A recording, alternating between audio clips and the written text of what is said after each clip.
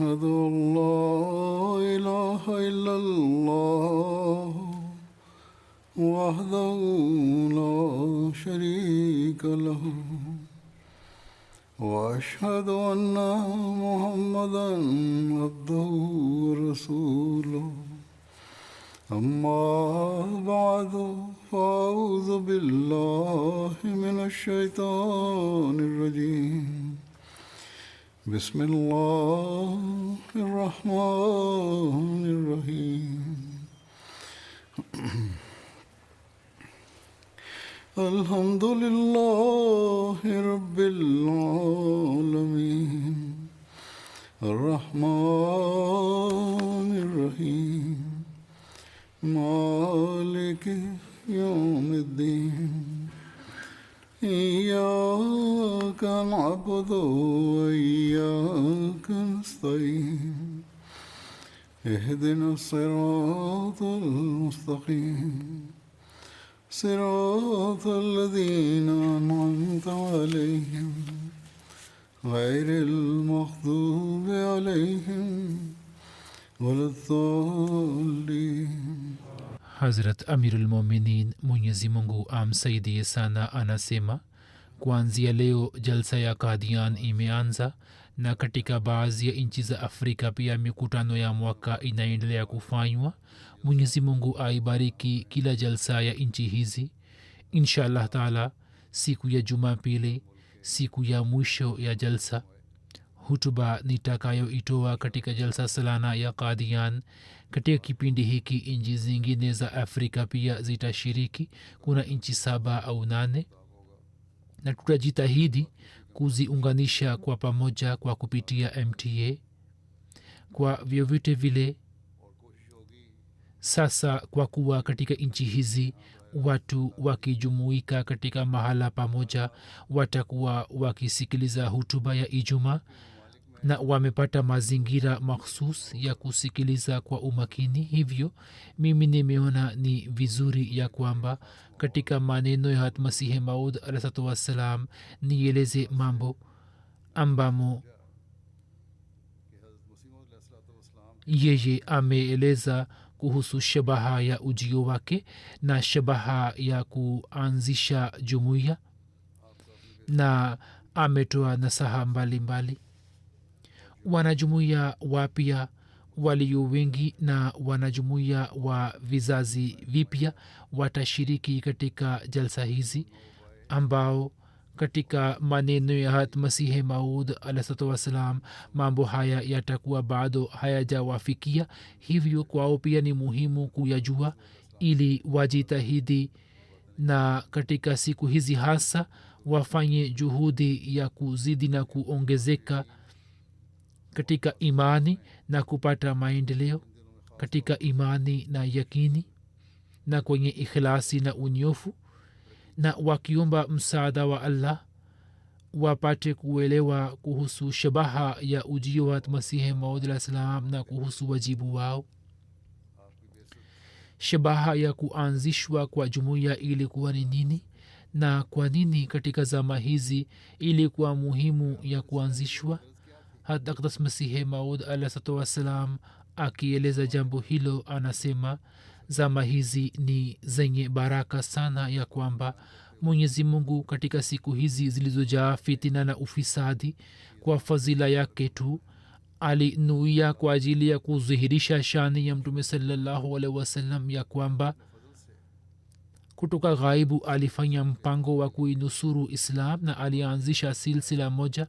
Mimi nataka kuwauliza watu hawa ambao wana uchungu kwa ajili ya Islam katika mioyo yao na heshima na taazima yake imo mioyoni mwao, ya kwamba wao waniambie ya kuwa, je, zama imepita juu ya Islam zaidi ya zama hii ambamo Mtume sallallahu alaihi wasallam awe ameshutumiwa na kutukanwa kiasi hicho? Kurani tukufu iwe imezalilishwa kwa kiasi hicho?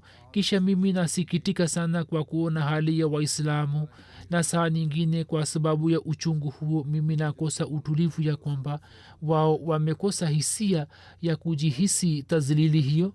je mtume salallahu alaihi wasallam hakuwa na heshima mbele ya mwenyezi mungu ya kwamba hata juu ya hali hiyo ya kutukanwa yeye asingeanzisha silsila fulani ya kimbinguni na kwa kufunga midomo ya wapinzani hawa waislam angesambaza taazima na utukufu wake katika dunia ilhali allah mwenyewe na malaika wake humsalia mtume salallahu alaihi waalaihi wasallam. Basi wakati wa uvunjifu huo wa heshima ni muhimu kwamba mtume salallahu alaihi wasallam atumiwe salamu na mwenyezi mungu ameanzisha silsila hiyo ili tumsalie mtume muhammad salallahu alaihi waalaihi wasallam. basi ni wajibu wetu sote tuliomkubali hatmasihi maud alah salam na tuliingia katika silsila hii ya kuwa upande mmoja turekebishe hali zetu na wakati huo huo tumsalie mtume salallahu alaihi wasallam. Na katika siku hizi hasa mnapaswa kusoma sana durud sharif.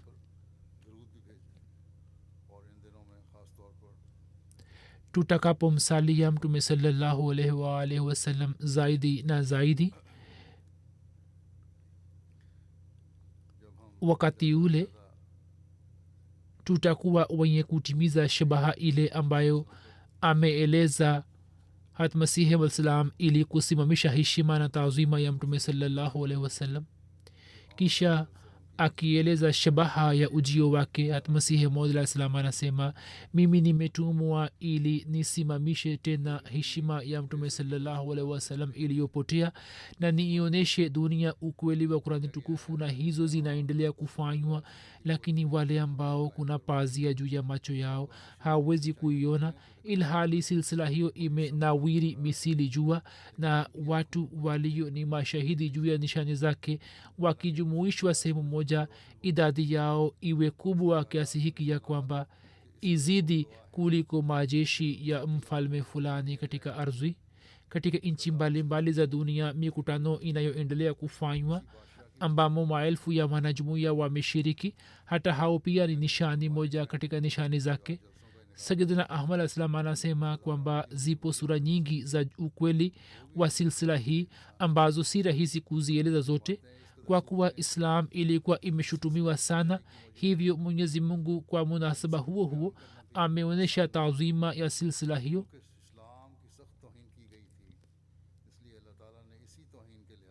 kisha anasema kwamba zama hizi ni zama za vita vya kiroho. vita imeanza na shetani.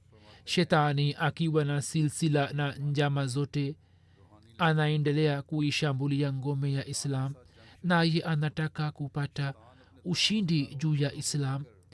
lakini mwenyezi mungu katika vita hiyo ya mwisho na shetani ameanzisha silsila hii. lakini mwenyezi mungu katika muda huo kwenye vita hiyo ya mwisho na shetani ameanzisha silsila hii ili kupata ushindi wa milele juu yake. basi jambo hilo linamwelekeza kila ahmadia kuhusu wajibu wake. yeye anasema amebarikiwa anayemtambua, na ni muda mchache tu wa kupata sawabu, lakini muda unakuja ambapo mwenyezi mungu atadhihirisha ukweli wa jumuiya hii zaidi kuliko jua. utakuwa muda ambapo imani haitakuwa sababu ya kumletea mtu sawabu, wala haitakuwa msadikishaji wa mlango wa toba kufungwa. wakati huu mwenye kunikubali kizwahiri analazimika kupigana vita kali na nafsi yake. ye ataona ya kwamba saa nyingine atalazimika kujitenga na jamii yake.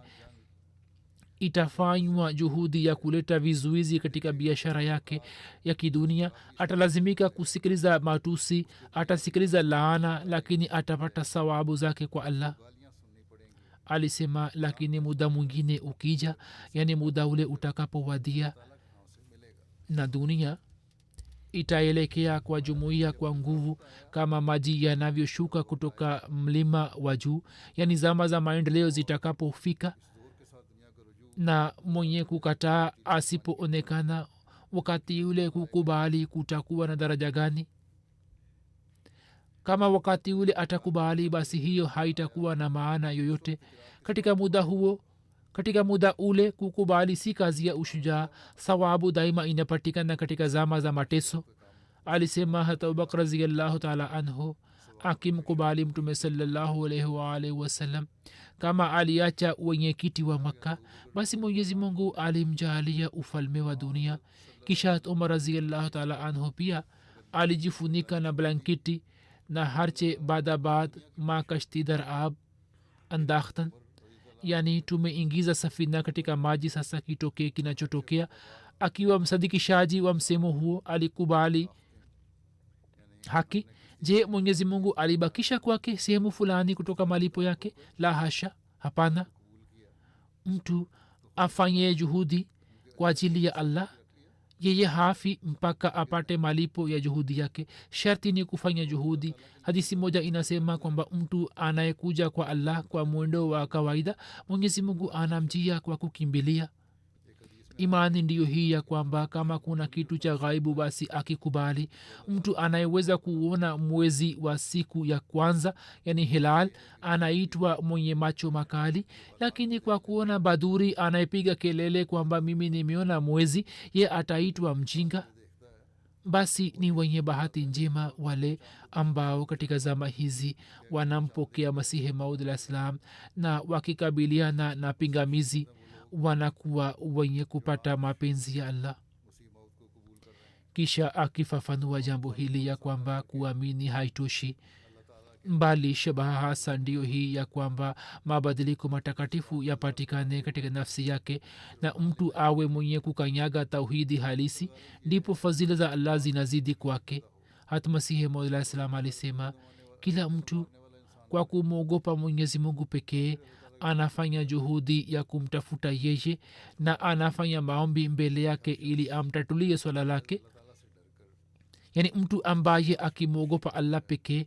anafanya juhudi ya kutafuta njia yake na kwa ajili ya kutatua swala hilo anafanya maombi basi mwenyezi mungu sawa na kanuni yake walazina jahadu fina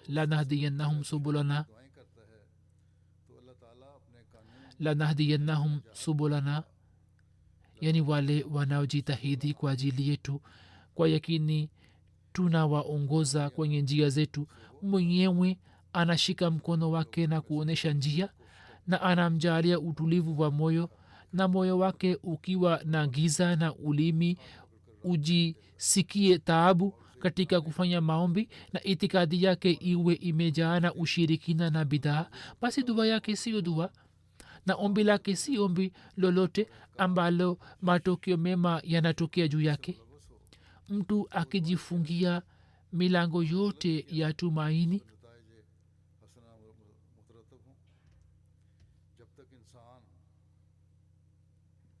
mtu kwa kujifungia milango yote ya tumaini na njia zote za haramu asipomwomba mwenyezi mungu kwa moyo wake safi na kwa ikhilasi na imani hadi wakati ule yeye hapati daraja kwamba nusura na msaada wa allah umfikie lakini yeye anapoinama mbele ya mlango wa mwenyezi mungu na anafanya maombi mbele yake basi hali yake hiyo inavutia nusura na rehema ya mwenyezi mungu na mwenyezi mungu kutoka mbinguni anachungulia kwenye kona za moyo wake na kama katika kona fulani kuna aina fulani ya giza au ushirikina na ni sehemu ya bidaa fulani basi dua na ibada zake anamrudishia na anapoona ya kwamba moyo wake umetakasika na kila aina ya tamaa ya nafsi na giza hapo anamfungulia milango ya rehma na akimjalia kivuli chake mwenyewe anabeba jukumu la kumlea alisema ya kwamba silsila hii mwenyezi mungu ameianzisha kwa mkono wake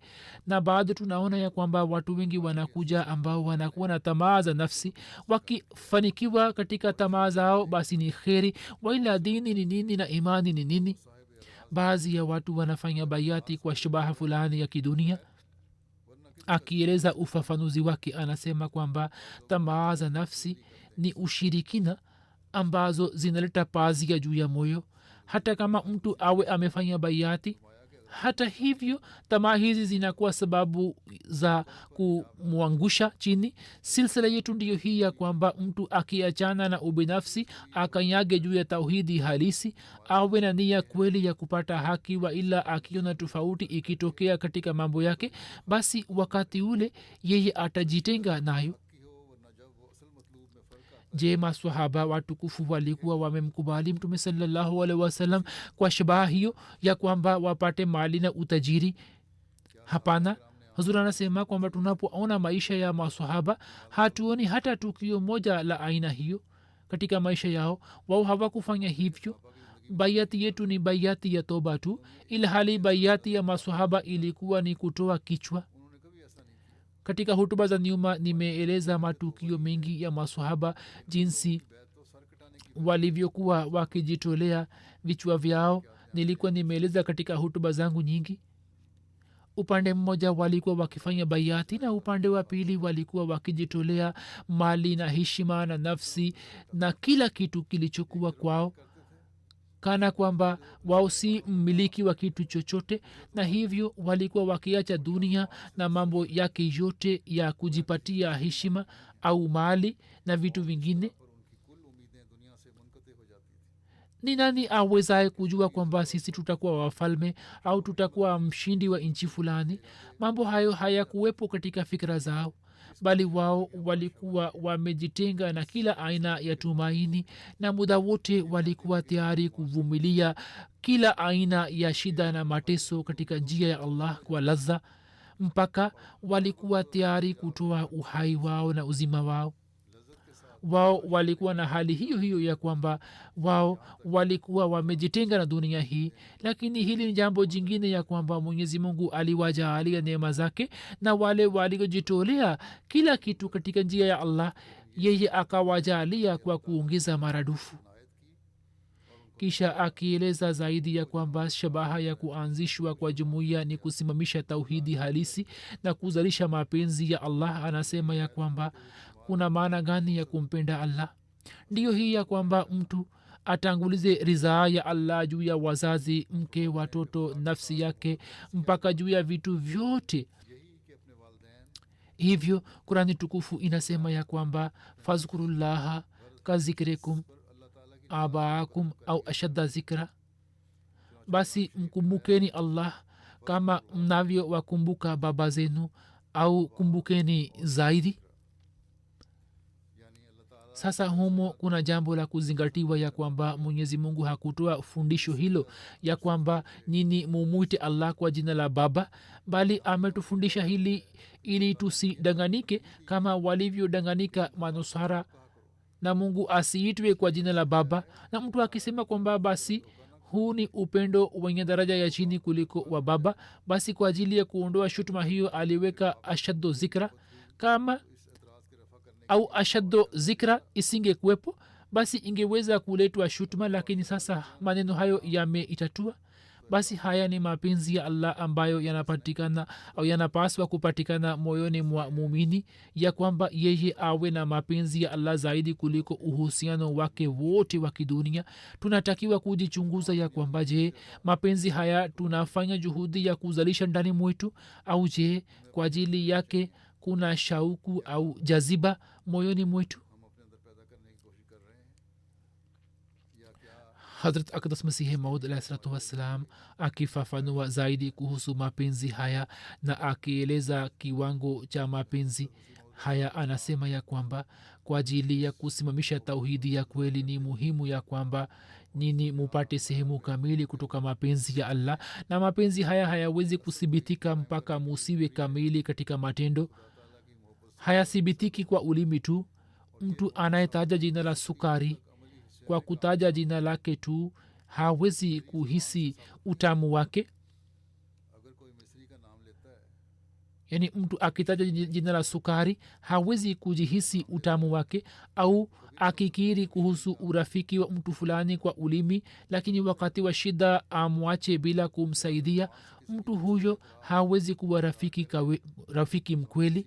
Vivyo hivyo mtu akikiri kuhusu tauhidi ya Allah kwa ulimi wake tu na pia aseme kwamba yeye anampenda mwenyezi mungu, hapo hatapata faida yoyote, bali kinachohitajika ni matendo. sio maana ya kwamba kukiri kwa ulimi si kitu chochote. hapana, bali nachotaka kusema ni kwamba pamoja na kukiri kwa ulimi, matendo pia ni kitu cha lazima. Hivyo ni muhimu ya kwamba mujitolee maisha yenu katika njia ya allah, yaani mwenyezi mungu atangulizwe juu ya vitu vyote, amri zake zitangulizwe juu ya kila kitu, dini iliyotumwa na allah iwe juu ya kila kitu, na nyini muwe wenye kutanguliza dini juu ya dunia. Alisema kwamba na hii ndiyo islam na ndiyo shabaha ile ambayo mimi nimetumwa kwa ajili yake. Basi wakati huu mtu asiyekuja karibu na chemchem hii ambayo mwenyezi mungu ameitirisha kwa shabaha hiyo, yeye kwa yakini anakosa bahati njema. kama kuna nia ya kupata chochote na kufikia lengo, basi mtafutaji mkweli anapaswa kuelekea kwa chemchem na asonge mbele na aweke mdomo wake juu ya kando ya chemchem hii inayotiririka, na hiyo haiwezi kutokea mpaka ainame mbele ya mwenyezi mungu kwa moyo wake wote na azame katika njia yake, na afanye ahadi ya kwamba hata kama heshima ya dunia imwondoke na milima ya misiba ianguke juu yake, hata hivyo ye hatamwacha mwenyezi mungu. hata kama itokee nini, hatamwacha allah, na katika njia ya allah atakuwa tayari ya kujitolea kila kitu. ibrahim alah salam alikuwa na ikhlasi hiyo hiyo azimu mpaka akawa tayari kumchinja mwanaye. islam inataka kuwafanya wengi kuwa ibrahim. basi kila mmoja wenu anapaswa kufanya juhudi ya kuwa ibrahimu. mimi nawaambieni kweli kweli ya kwamba musiwe wenye kuabudu mawalii, bali muwe walii, na musiwe wenye kuwatii mapiri, bali muwe wacha mungu na piri. nyini njoni kwa njia hizi, bila shaka njia hizi ni nyembamba, yaani mufikie daraja ya juu ya kiroho. sio kwamba muanze kuwafuata mapiri na mawali, bali mufikishe zati yenu katika hatua ambapo mupate daraja ya mawali, na watu waseme kwamba ndio huyu mtu ambaye anatenda matendo mema, hivyo tumfuate yeye. alisema nyini njoni kwa njia hizi, bila shaka njia hizi ni nyembamba sana, lakini kwa kupitia kwenye njia hizi mtu anapata raha na amani. lakini ni muhimu ya kwamba kutoka mlango huu mtalazimika kupita mukiwa wepesi. mukiwa na mzigo mkubwa kichwani, basi ni vigumu kupita kwenye mlango huo. yaani kama mmebeba mzigo wa tamaa ya kidunia na mmebeba mzigo wa tamaa za kidunia na dunia inawatawaleni na dini ni nyuma, basi kupita kutoka mlango huo ni kazi ngumu. kama mnataka kupita, basi tupeni mzigo huo ambao ni mzigo wa kutanguliza dunia juu ya dini. jumuiya yetu endapo inataka kumfurahisha allah, basi inatakiwa kutupa mzigo huo. nini kwa yakini kumbukeni ya kwamba msipokuwa na unyofu na ikhlasi, mtachukuliwa kuwa waongo, na kwa allah hamwezi kuwa wakweli. katika hali hiyo ataangamia kabla ya adui ambaye akiacha unyofu anashika njia ya usaliti. mwenyezi mungu hawezi kudanganywa na hakuna awezaye kumdanganya allah. hivyo ni muhimu kwenu kwamba nini muzalishe kwenu ikhlasi na uaminifu wa kweli. kisha pamoja na kusimamisha tauhidi, pamoja na kumpenda allah, ni muhimu kumpenda mtume wake sallallahu alaihi wasallam, ambaye kwa kumpitia yeye allah ametuonyesha njia za tauhidi yake. hivyo akitusihi kuhusu swala hilo, sayidina ahmad alahsatu wassalam anasema ya kwamba mwenyezi mungu ameanzisha jumuiya hii ili sisi tusimamishe tena utume na heshima ya mtume sallallahu alaihi wasallam, akitoa mfano wa watu wengine ambao wamezama katika kuabudu mapiri na ni wenye kuabudu makaburi, na kisha wanadai kwamba sisi tumezama katika mapenzi ya mtume sallallahu alaihi wasallam, ilhali wanatuita makafiri na wanasema ya kwamba wahamadia, mungu wapishe mbali, wamevunja heshima ya mtume sallallahu alaihi wa alihi wasallam. hivyo kuhusu watu hawa salam anasema kwamba mtu ambaye anaitwa ashiki wa mtu fulani, sasa kama wawepo maelfu walio mfano wake, basi upendo wake utabaki na sifa gani? yaani mtu anaitwa ashiki wa fulani, lakini kama wapo wengi ambao yeye anawapenda, basi upendo wake utabaki na sifa gani? sasa kama watu hawa wamezama katika mapenzi ya mtume saa salam, hawanaodai kwamba sisi tunampenda mtume saa salam, kama wamejimaliza katika mapenzi yake, kama wanavyodai. Sasa ni nini hicho? Kwamba wanafanya ibada ya maelfu ya makaburi na vituo vyao. Vipo vituo vingi vya makaburi ambapo wanakwenda huko na wanafanya maombi, bali wanayasujudu. Alisema kwamba hawaendi madina, lakini ajmer na sehemu zingine wanaenda bila viatu na vichwa wazi, na kupita kwenye madirisha ya pakpatan ndio inatosha kwao kwa ajili ya kupata wokovu. Mwingine amepeperusha bendera fulani na mwingine ameshika sura nyingine. Kwa kuona tamasha na sherehe za watu hawa, moyo wa muislamu mkweli unatetemeka kwamba watu hawa wamefanya nini. Katika bara ndogo nchini india na pakistan mambo hayo ni ya kawaida. Mwenyezi Mungu kama asingekuwa na ghera ya islam na inna dina inda llahi lislam, isingekuwa kauli ya Mwenyezi Mungu, na yeye kama asingesema hivi ya kwamba inna nahnu nazalna zikra wa inna lahu lahafizun, bila shaka leo islam ilikuwa imefikia hali ya kufutwa ambayo mtu asingekuwa na mashaka ndani yake. Lakini ghera ya Mwenyezi Mungu ilichemka, ilipata jaziba, na rehema na ahadi yake ya kulinda islam ilitaka kwamba amtume nabii mfuasi wa mtume sallallahu alaihi wasallam, na katika zama hizi ahuishe utume wake kwa mara nyingine tena. hivyo yeye alianzisha silsila hii na amenituma kuwa maamur na mahdi. amesema kwamba Mungu amenituma kwa kunifanya kuwa maamur na mahdi, basi ni wajibu wetu, na ndipo tunaweza kutimiza haki ya bayati, ambapo tuoneshe tofauti iliyo wazi kati yetu na kati ya wengine, na tujenge mifano ya ajabu ya mapenzi ya Allah na mapenzi ya mtume sallallahu alaihi wasallam. Tujitahidi kusoma sana tasbihi na tumhimidia Allah na kumsalia mtume sallallahu alaihi wasallam, akitusihi kuhusu kufuata mfano wa masahaba na kuzalisha ikhlasi kama walivyokuwa nayo. Anasema Mwenyezi Mungu ameanzisha silsila hii na amezuhirisha mamea ya nishani za ukweli wake. shabaha yake hasa ndiyo hii ya kwamba jumuiya hii iwe jumuiya ya maswahaba na ije tena zama za karne bora, watu ambao kwa kuingia katika silsila hii kwa kuwa wanaingia katika waakharina minhum, hivyo waachane na shughuli zote za kiuongo. Watu ambao kwa kuingia katika silsila hii kwa kuwa wanaingia katika waakharina minhum, hivyo waachane na shughuli zote za kiuongo ili wawe wanajumuia wa kweli na waelekee kwa Allah.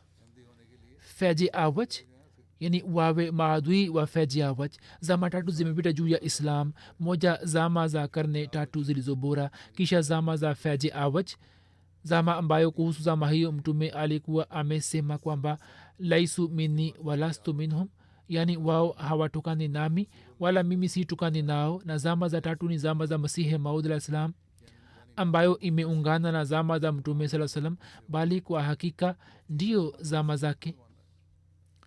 hata kama mtume saa salam asingetaja habari za zama za feji awaj, basi kurani tukufu tulio nayo na maneno ya waakharina minhum lamma yalhaqu bihim yanaonyesha wazi ya kwamba ipo zama ambayo ni kinyume cha maswahaba, yani matendo yao ni tofauti, na matukio yanatuambia ya kwamba katikati ya miaka hii 1000 islam imeendelea kukumbwa na matatizo mengi, dini ikaendelea kuharibika. Tukiwaacha wachache, wengine wote waliacha islam na madhehebu mengi yakapatikana katika islam. Anasema kwamba tunakiri ya kwamba haikupita zama ambamo zisiwepo baraka za islam ndani yake, lakini wacha mungu hawa na mawalii hawa wa Allah waliopita katika muda huo huo wa katikati, idadi yao ilikuwa ndogo sana mbele ya mamilioni ya watu ambao wakipotea njia iliyonyoka walikuwa wamekwenda mbali na islam.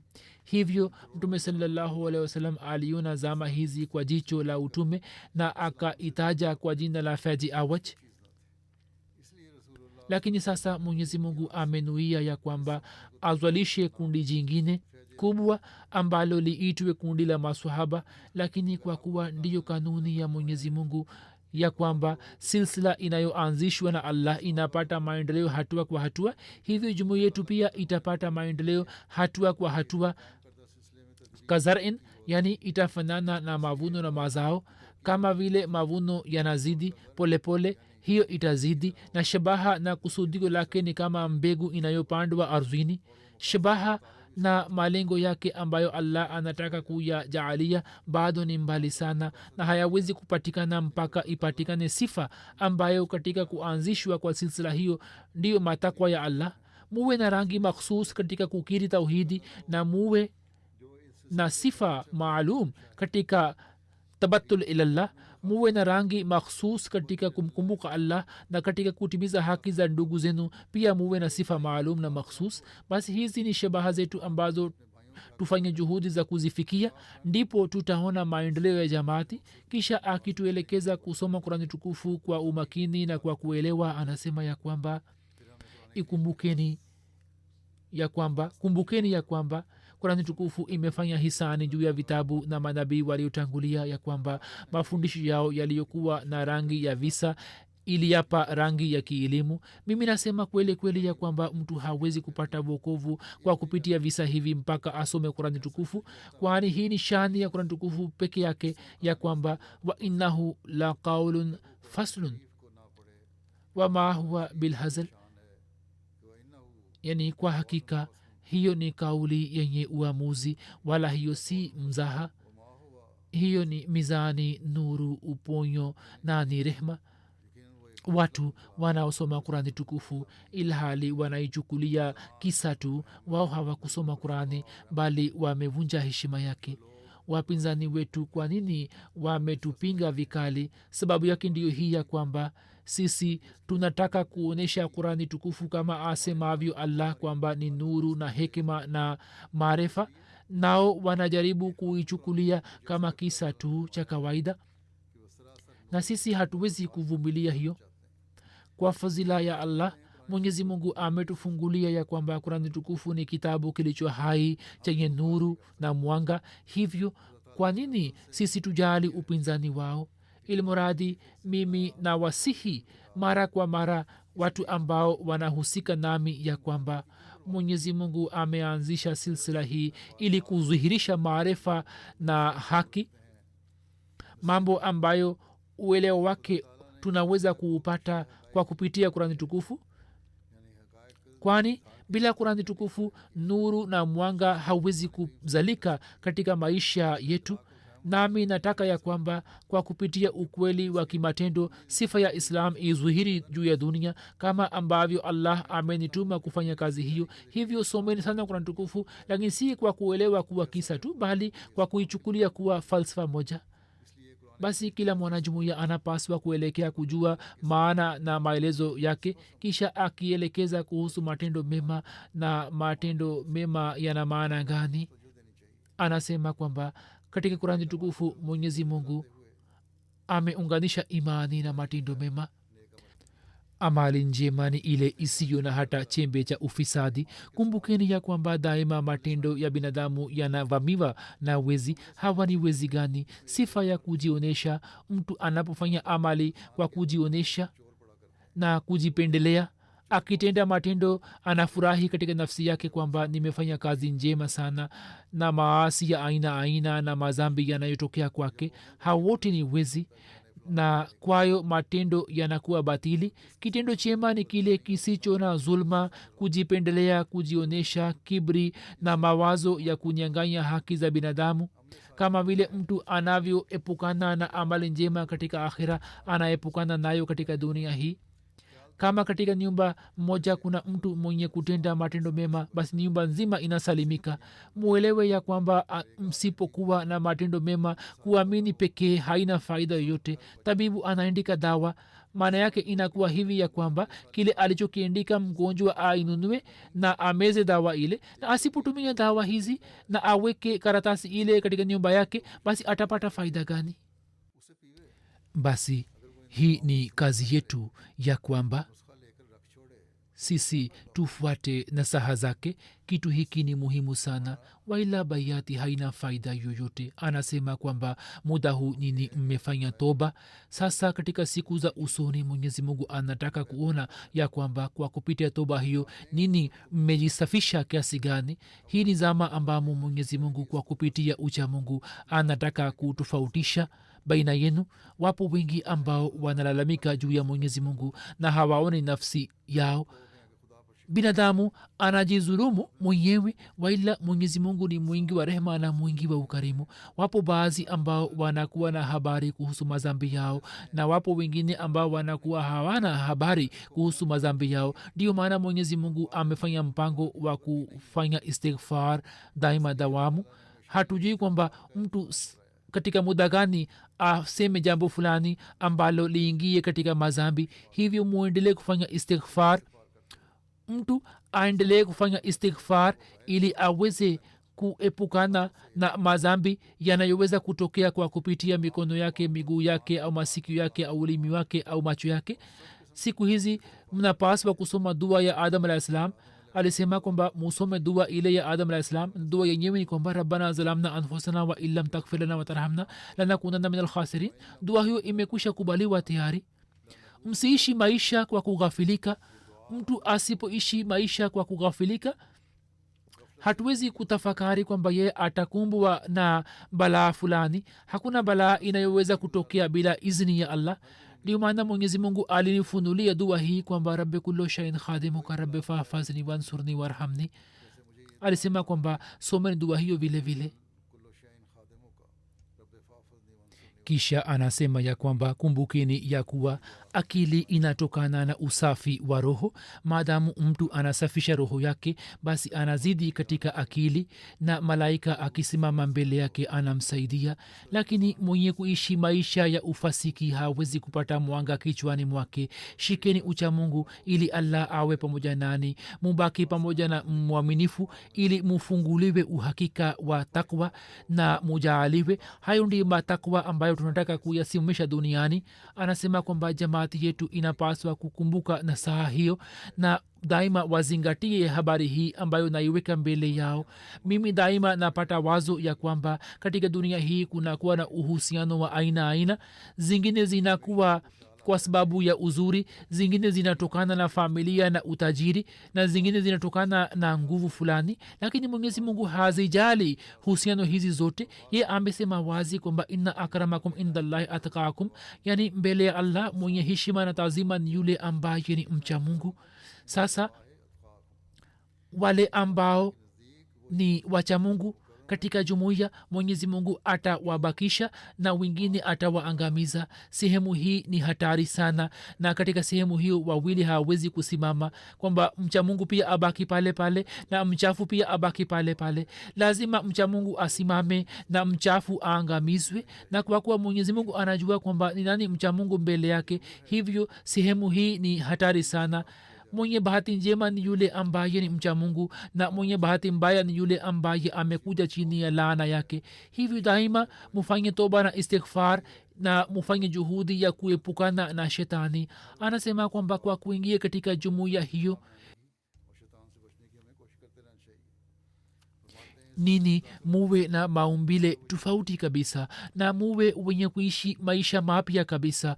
musiwe wale mliokuwa kabla ya bayati. msifahamu kwamba mkibadilika katika njia ya allah mtashikwa na haja fulani au maadui zenu wengi watazalika. hapana, anaishika kamba ya allah hawezi kushikwa na haja na hawezi kupata siku mbaya. mtu ambaye allah awe rafiki yake na msaidizi wake, hata kama dunia nzima iwe adui wake, ye hajali. mumini akishikwa na shida na matatizo hahisi uchungu, bali siku zile zinakuwa siku za peponi kwa ajili yake, na malaika wa mungu humlinda na humhifadhi. kwa muhtasari, mungu mwenyewe anakuwa mlinzi wake na mhifadhi wake. mungu ambaye ni mungu aliye ala kulli shain qadir, yeye ni alimul ghaib na hayu qayyum. hivyo kwa kushika kamba ya mwenyezi mungu, je, mtu anaweza kupata shida? Hapana. mwenyezi mungu humwokoa mja wake mkweli katika muda huo mpaka dunia inashikwa na mshangao. hata ibrahim alah salam aliposalimika kutoka moto, je, kwa dunia haukuwa muujiza wa ajabu?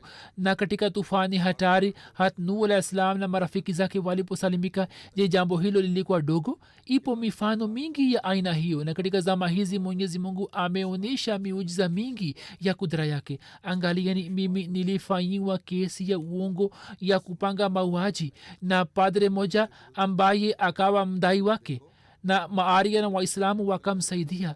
lakini kilichotokea ni kile ambacho allah alikuwa ameniambia mapema.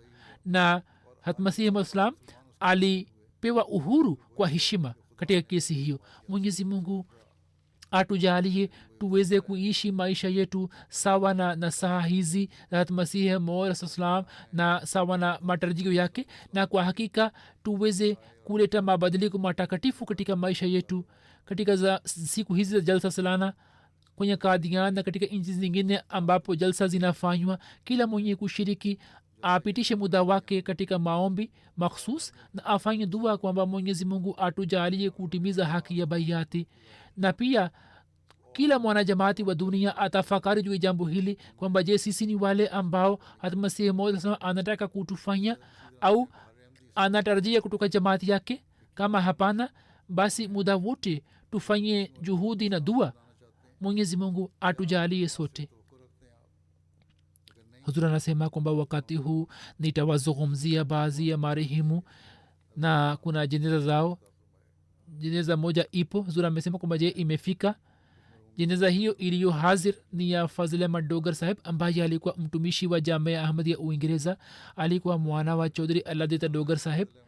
Alifariki dunia 21 Disemba akiwa na umri wa miaka 75. Inna lillahi wa inna ilaihi rajiun. Marehemu alikuwa musi. Katika familia yake ameacha mke Bi Uzma Fazal sahiba na vijana wanne na mabinti watatu. Mwaka 1992 alikuwa amefika Uingereza na kisha baadaye akaendelea kufanya shughuli zake. Kisha mwaka 99 akajitolea maisha yake wakfu na Khalid Msi Rabi rahimahullahu taala akakubali wakfu wake, na yeye akapata bahati ya kutoa huduma mbalimbali kwa Khalid Msi Rabi rahimahullahu taala kwa muda mrefu. Kisha baadaye mimi nikamteua katika Jamia Ahmadiyya Uingereza ambapo akaendelea kutoa huduma mbalimbali. Kisha akafanywa kuwa incharge ya maktaba, na juu ya cheo hicho akaendelea kutoa huduma hadi kifo chake. Katika kuboresha maktaba ya Jamia Ahmadiyya yeye ametoa mchango mkubwa sana. Matoleo yote ya Review of Religion yaliyopigwa chapa katika zama za Masihi Maud salam yeye alifanya scanning na akatengeneza nakala zake na kuweka ndani. Pia toleo la Ruhani Khazain la kwanza alifanya scan na akatengeneza nakala na kuweka ndani. Watoto wake wanasema kwamba baba yetu alikuwa akitamani kwamba watoto wangu waendelee kushikamana na ukhalifa wa Kiahmadia na wawe watifu kwake. Alikuwa akisema kwamba mtu hawezi kujiuzulu kutoka huduma ya wakfu. Wakfu maana yake ni kutoa huduma hadi pumzi ya mwisho, na alikuwa akisema kwamba mfanye maombi mimi niendelee kutoa huduma hadi kifo changu, na Mungu akakubali tumaini lake hilo. Na kabla hajaenda hospitali, siku mbili kabla alienda maktaba na akafanya kazi. Hafidh Mashhur saheb ambaye ni mwalimu wa Jamia anasema kwamba kama isemu ya kwamba marehemu alikuwa mtifu mkweli na ashiki mkweli wa ukhalifa, jambo hilo lina uhakika kabisa.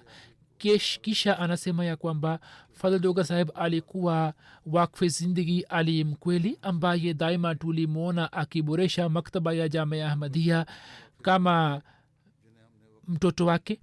Alikuwa akileta miswada ya zamani na alikuwa akifanya scan na alikuwa anaweka kwenye maktaba. Bila shaka hiyo ilikuwa juhudi yake ya kwamba katika maktaba ya Jamia Ahmadiyya wakati huu kuna vitabu 25,000. Khalid Msi Rabi rahimahullah taala alikuwa ameeleza sifa zake katika hutuba moja ambayo alikuwa ametoa juu ya kifo cha baba yangu Hazrat Mirza Masroor Ahmad saheb, na alikuwa amemshukuru na alikuwa amesifu shughuli zake.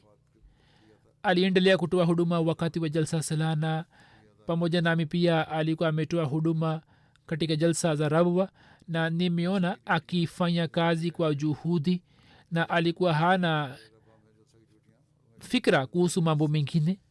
Mwanamkwe bwana Shahid Iqbal ambaye ni sadr Khudam Ahmadiyya Uswisi au amewahi kuwa sadr, anasema kwamba kila nilipoongea naye alikuwa akisema kwamba je, umesali au la. Alikuwa akitusihi kuhusu swala na alikuwa anatuelekeza kwamba tuswali kwa wakati. Mwenyezi Mungu amghufirie na amrehemu na awajalie watoto wake waendelee kushikamana na jumuiya na ukhalifa.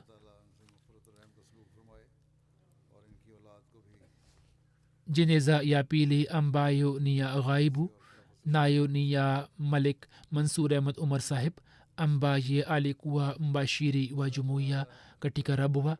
siku za nyuma alifariki dunia akiwa na umri miaka 80. inna lillahi wa inna ilaihi rajiun. kwa fadhili ya allah alikuwa musi. mwaka 1970 alifaulu jamia, kisha akafaulu mtihani wa arbi fazl kuanzia 71 hadi 73. akajifunza lugha ya kijerumani na kupata diploma kutoka university wa islamabad. aliendelea kutoa huduma katika sehemu mbalimbali nchini pakistan. kisha januari 74 alipelekwa ujerumani kama mbashiri ambapo akafanya kazi kwa mwaka 1.5. kisha akarejea pakistan na akatoa huduma katika sehemu mbalimbali. kisha oktoba 83 akapelekwa tena ujerumani ambapo hadi 86 akatoa huduma kama amir na mishtri in charge. na katika muda huo waliokuja kuomba asylum alikuwa akiwafundisha lugha ya kijerumani na alikuwa akiwasaidia katika idara ya reshnata. alitoa huduma akaendelea kufundisha lugha ya kijerumani katika jamia ahmadia. takriban miaka 46 ametoa huduma ya wakf. binti yake mmoja faiza rais ni mke wa anis rais ambaye ni mishtri in charge japan, na mwana mmoja sabahu zafar ni mbashiri wa jumuiya na ana watoto wake wengine. mwenyezi mungu amghofirie na amrehemu. jeneza ya tatu ni ya mheshimiwa isa joseph saheb, mwalimu wa jumuiya ya waislamu wa ahmadia gambia. hiyo pia ni jeneza ya ghaibu.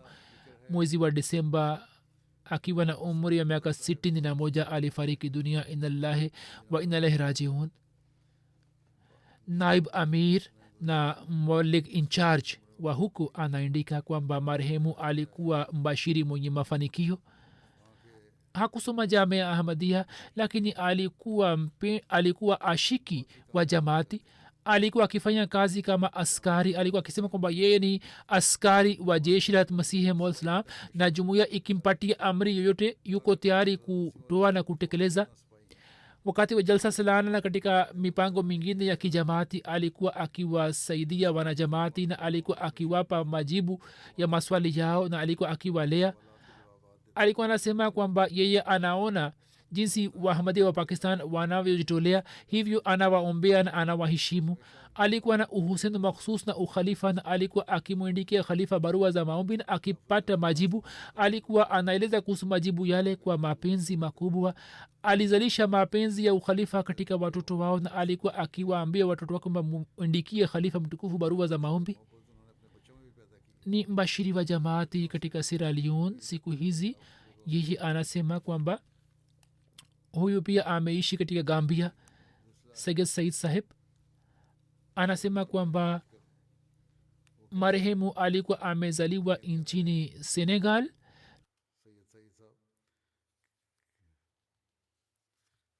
kisha alikuja nchini gambia kwa ajili ya ajira na aliendelea kutoa huduma katika nasir ahmad secondary school kama mwalimu wa kifaransa. kisha alikubali ahmadiyat na akazidi katika ikhlas na unyofu. mwaka 97 sawa na amri ya khabs rabi rahmatullah, pale ambapo central staff iliacha gambia, ye akafanywa kuwa mwalimu mkuu wa nasir ahmad secondary school ambapo akatoa huduma na kisha akafanywa kuwa area missionary ambapo akaendelea kutoa huduma hadi kifo chake. kwa kupitia isa joseph saheb watu wengi walijiunga na jamaati. alikuwa na elimu kubwa ya kidini. alikuwa amesoma mwenyewe na kujipatia elimu. alikuwa na uhusiano mzuri na watu wasiokuwa wa ahmadia, hivyo machifu wengi na maimamu walikuwa wakimheshimu sana. na ukitokea upinzani fulani, saa nyingine watu hawa walikuwa wakimsaidia na wapinzani walikuwa wakishindwa. kisha anaandika ya kwamba sifa yake moja ilikuwa ni kuwa na elimu kubwa. alikuwa amesoma sana kama nisemavyo, na alikuwa na uwezo mzuri juu ya vitabu vya jamaati. alipata bahati ya kutoa hutuba wakati wa jalsa salana na pia akaendelea kuandika makala katika magazeti na majarida. alikuwa na sifa maalum ya unyenyekevu. Alikuwa na uwezo wa kutoa rai nzuri, na daima katika amri nzuri alikuwa akiingizwa, katika hukumu muhimu alikuwa akiingizwa, na mara nyingi rai yake ilikuwa inakubaliwa na wote. Alikuwa mwenye kusali sala ya tahajudi na kufanya maombi mengi. Alikuwa akiona ruya na njozi kweli, na mtu akimwambia kwa ajili dua alikuwa akimshauri kwamba kwanza umwandikie khalifa barua ya maombi, na kisha mwenyewe pia alikuwa akifanya maombi kwa ajili yake. Kisha kuna mbashiri wa gambia masud saheb anasema kwamba marehemu alikuwa na shauku ya kufanya mahubiri. Akisafiri kwa masaa mengi, alikuwa akienda vijiji vya mbali. Alikuwa na tabia njema sana, alikuwa mcheshi. Iwe furaha au ghamu, daima alikuwa akitabasamu, na alikuwa akikutana na watu kwa ibtisamu.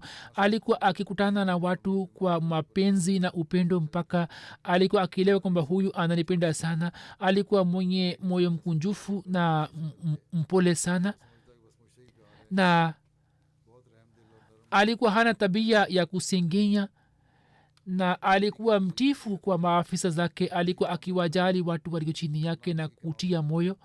Anasema kwamba tulipojaribu kuwasiliana naye tulikuwa tukijua kwamba ameenda kufanya mahubiri. Juu ya whatsapp status alikuwa akiandika aya za Qur'an tukufu na hadithi za Mtume sallallahu alaihi wasallam na maandiko ya Almasihi Maud Islam na makhulafa na picha zao, na alikuwa akiwatumia wahamadia na wasiku wahamadia. Alikuwa na shauku ya mahubiri. Mwenyezi Mungu amghufirie na amrehemu na awajalie watoto wake waweze kuendeleza mema yake.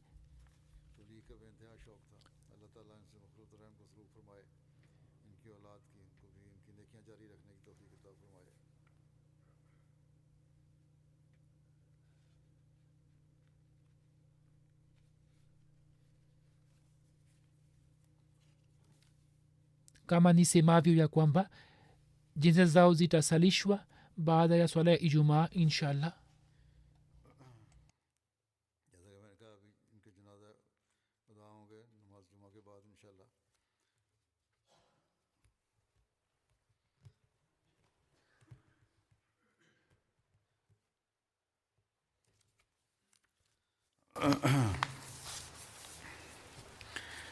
Alhamdulillah, alhamdulillah, nahmaduhu wa nasta'inuhu wa nastaghfiruhu wa nu'minu bihi wa natawakkalu alayhi wa na'udhu billahi min